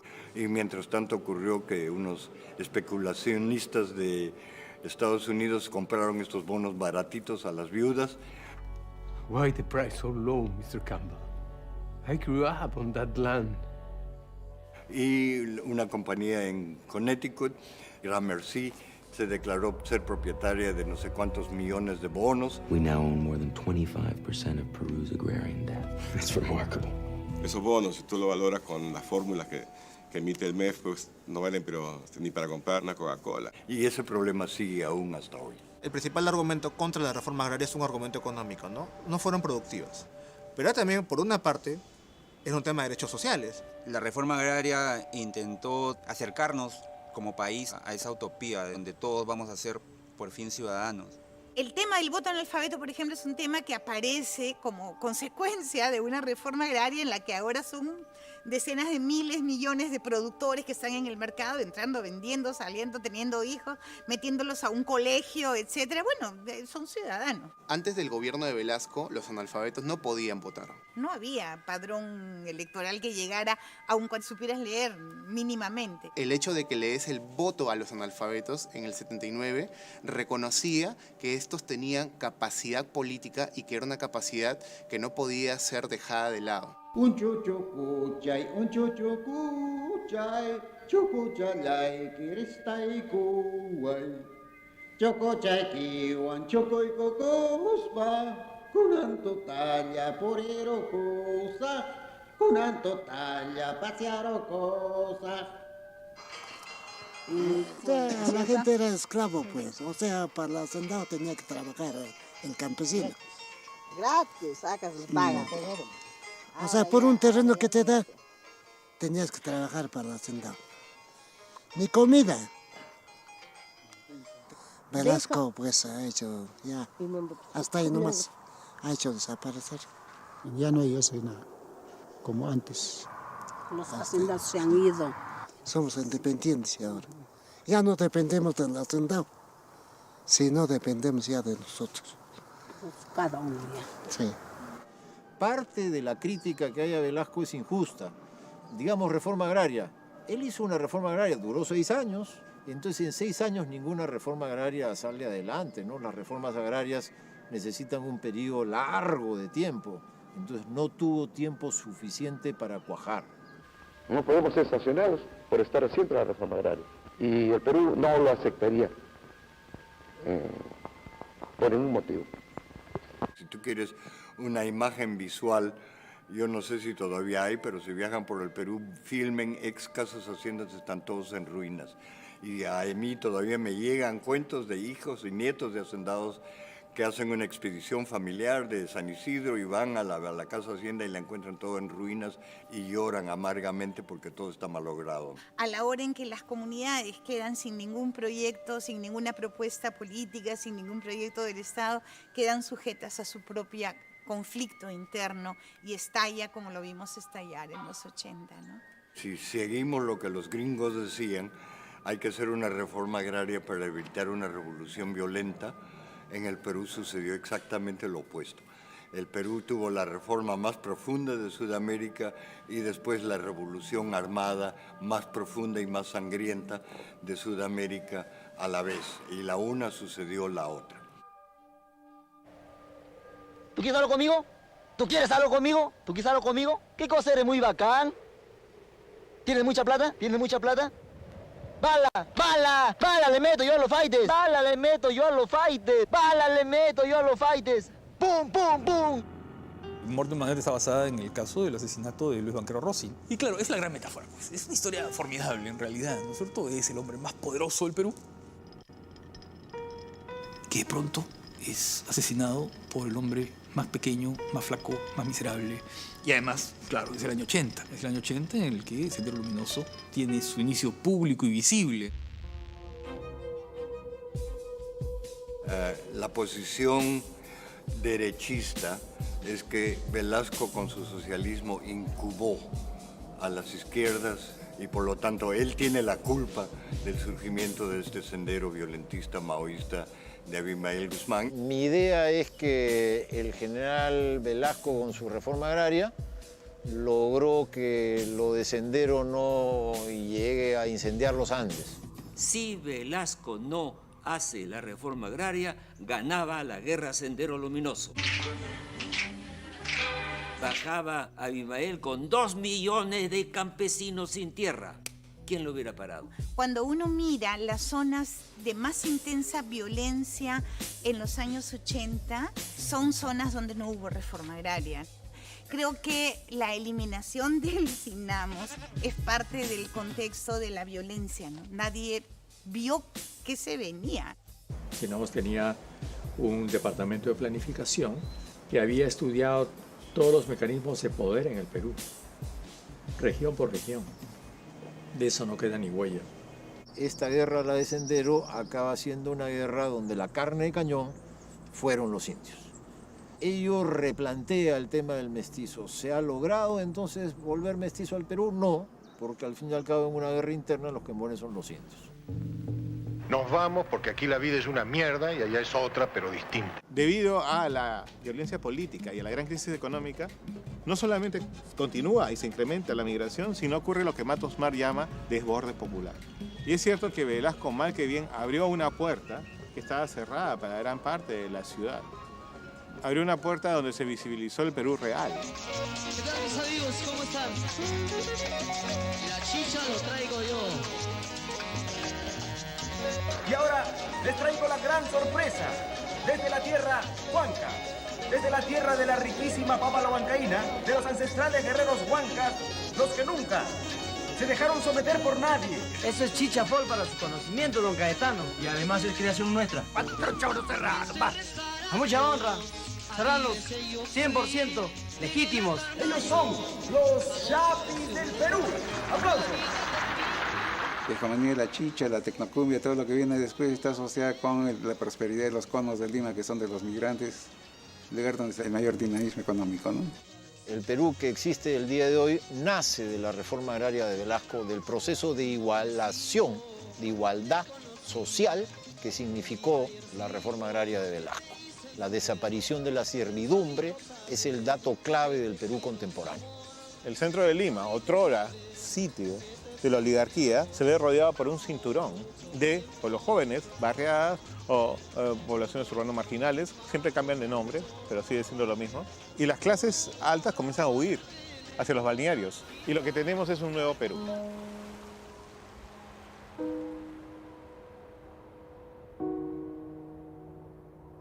La diversidad, para que sea democrática, requiere tolerancia. Cholo, Cholo, ven acá. Si no hay empatía, no hay interés por el otro, la diversidad es el reino de la fragmentación. Profesor, seré cholo, pero repito, mi nombre es Hugo. Tú en tu barriada, en tu choza, y yo aquí en mi balneario con un muro que me separa de ti. Cholo, cámbiate a la punta derecha. ¡Mellán! No me parece que estemos caminando hacia la integración, porque la virtud que se requiere, que es la tolerancia, no veo que abunde en el Perú. Nos conmueve mucho más cuando la Catedral de Notre Dame se incendia que cuando ocurre un derrame de petróleo, ¿no? No nos vemos reflejados en ellos, ¿no? O no sentimos que tenemos algo en común. La diversidad es un horizonte muy lejano, ¿no? El Perú todavía es un país que cree que tiene una literatura peruana. Cuando tienes más de 40 lenguas, entonces tienes 40 literaturas. Mauro, Sitano, Aymara Tasunya, Mapinqao, Sana. Anchapiro Pachana Kaxi, Ukat, Wasan, Akam Kalait, Sit. Inacho.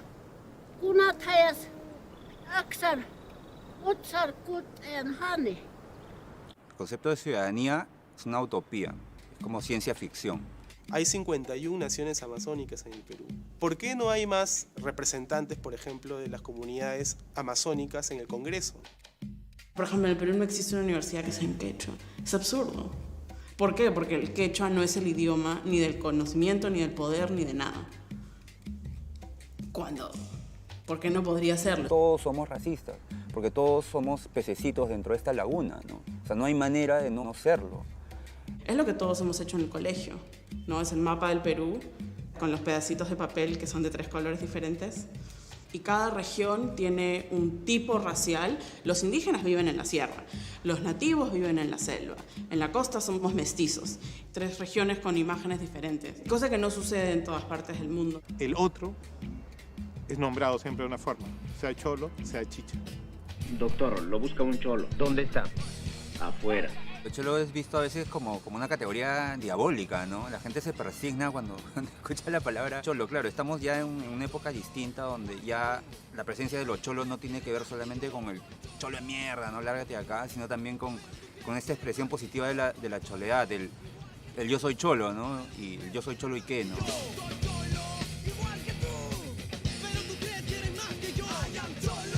O sea, la gente que dice yo soy cholo te está diciendo quiero hablar igual que tú, ¿no?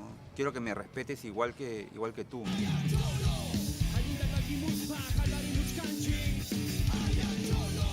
La Revolución Peruana de Velasco fracasó en lo político, pero yo creo que tuvo mucho éxito en la revolución cultural, porque sí es verdad, hay un antes y un después en la manera de mirarnos y de entendernos desde esa época. En algunos aspectos de nuestra historia tenemos una versión oficial.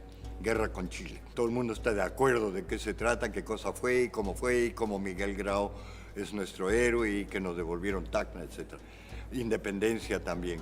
Sobre la reforma agraria, después de Sinamos hay un silencio absoluto, una especie de vergüenza por los siguientes gobiernos de la reforma agraria y mejor es callarse la boca. Yo mismo en la primaria y en la secundaria recuerdo haberme formado en un colegio público con el discurso de que la reforma agraria fue un desastre, elaborados por las clases altas limeñas sobre todo. Tenías la imagen de que con Velasco se fueron las novelas mexicanas, ¿no? Los artistas se fueron, los Daltons desaparecieron, entonces de todo lo puedes culpar a Velasco. Entonces esa es la primera imagen que uno tiene de eso. Fue el único presidente a lo largo de la vida republicana que se identificó con la clase trabajadora, con los pobres. Nadie puede quererlo, a nadie le puede caer bien, de repente a sus más allegados. A mí me parece que fue un resentimiento de este señor contra los contra los hacendados. Todo el mundo tenía un tío abuelo que Velasco personalmente lo sacó de su hacienda y le pagaron un sol. Y en otros contextos no. Es más bien un momento de cambios, es que sus abuelos pudieron ir al colegio, terminaron la universidad. Fue un gobierno que se atrevió a ser país. Como lo hizo de una forma autoritaria, vertical y con bastante rudeza y brusquedad, su intento de hacer país no cuajó. Y alguna gente que perdió muchos privilegios, pues lo detesta a tal grado que lo considera el principal mal del país. Pero esto no es más que una forma de hablar de privilegiados que perdieron sus beneficios precisamente gracias al general Velasco. Mi familia y mi barrio veníamos de ancestros que no habían ido a la escuela, abuelos, abuelas que no habían estudiado cosas básicas como sumar o leer. Mi madre es la primera que aprende a leer y a escribir en una escuela rural y yo soy el primero en ir a la universidad. Hoy puedo estudiar, puedo trabajar, puedo ser una mujer que decide qué es lo que quiere hacer con su vida y que no tiene que tener miedo de ningún patrón. Y yo creo que hoy no nos debe avergonzar decir que somos los hijos de los pongos, de esas personas que trabajaron en las haciendas. Un indígena que se ponía en cuclillas junto al caballo para que el patrón pusiera el pie encima y se pudiera subir al caballo, eso no existe. Existe racismo, existen muchas formas de exclusión, pero esas ya no.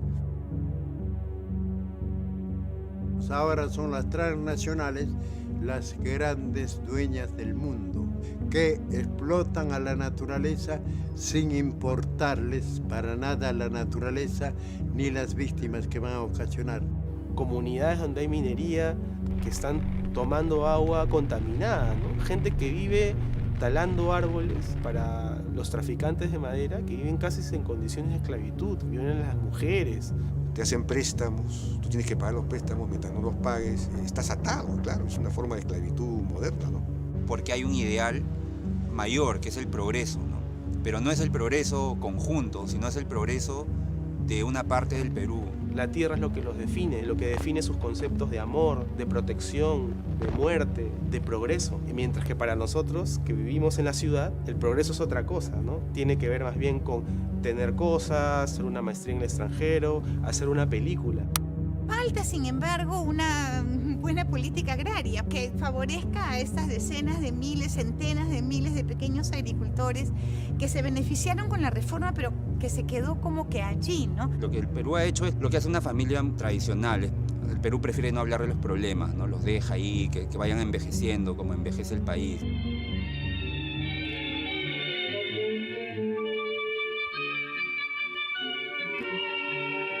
El corazón que ve destruido su ideal, reacciona y se redeja en franca rebeldía que cambia su humilde faz. El plebeyo de ayer no es el rebelde de hoy, que por doquier pregona igualdad en el amor. Trémulo de emoción, dice así, es su canción. El amor siendo humano tiene algo de divino, pero no es un delito porque está allí. Y si el amor es puro, el deseo es sincero porque quitarme quiere la fe del corazón. Mi sangre, aunque plebeya, también tiñe de rojo, y el alma en que se anida mi incomparable alma. Ella de noble cuna y yo un humilde plebeyo, ni distinta la sangre ni es otro el corazón. Señor, porque los seres no son de igual valor.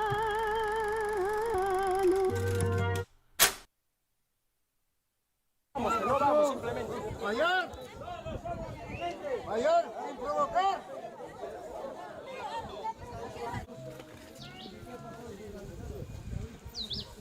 Sectorizados, compañeros.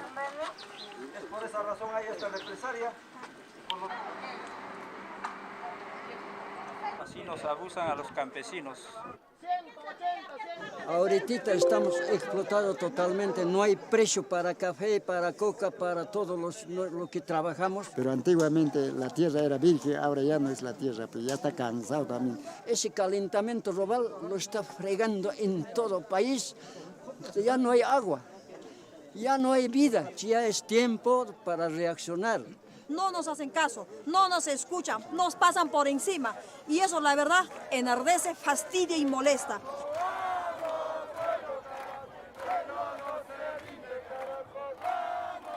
Para el gente campesino no hay solazo, no hay hambre, no hay sed, no hay frío. Estamos aquí. Solo así el Estado nos va a escuchar. Por favor, levanten esto. Si no, nosotros tenemos que proceder también a utilizar la fuerza y es lo que queremos evitar. Tiene que darnos una alternativa. ¿De qué forma resolvemos? Bueno, no creo. Esa es una amenaza, ¿verdad? Está amenazando. A ver, señores, bloquear vías es un delito. También somos personas, humanos. Así es.